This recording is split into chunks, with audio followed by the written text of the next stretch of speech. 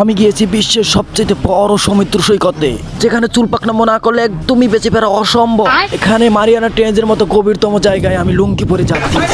খাবারের জন্য আমি মাছের সাথে যুদ্ধ করেছি। সমুদ্রে চুল পাকনামো করার জন্য প্রথমে আমার হেলিকপ্টারের কাছে আসছি।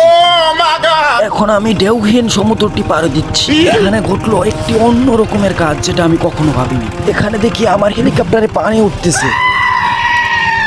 আসলে আমার এই হেলিকপ্টারটি পাইলটহীনই চলতে পারে, এর জন্য আমার অনেক আনন্দ লাগে। এই পানিগুলো না ফেলালে হয়তো বা আমার হেলিকপ্টারটি আকাশেই ক্র্যাশ করতে পারে।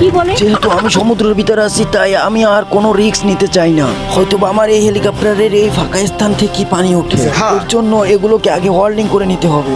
এর জন্য আপনার পায়ের নিচে শক্ত কাঁটাগুলোই অনেক উপকার হতে পারে। এই কাঁটাগুলো তুলে এখন আমি আমার হেলিকপ্টারকে একটু আদর করে দিলাম। দেখি এতে কোনো কাজ হয় কিনা। অনেকটাই কাজ হবে মনে হয়। দেখতে পাচ্ছেন একটা দ্বীপ, এটা লঞ্চে করে নানিয়ারচরে যাওয়া আসার সময় প্রায় দেখা মিলে। এই উত্তর সমুদ্রে যাতায়াতের সময় নাবিকরা প্রায় এখানে আড্ডা মারে। এই জায়গাটি দেখছেন অনেক ঝুঁকিপূর্ণ, এখানেই আমি ল্যান্ডিং করব।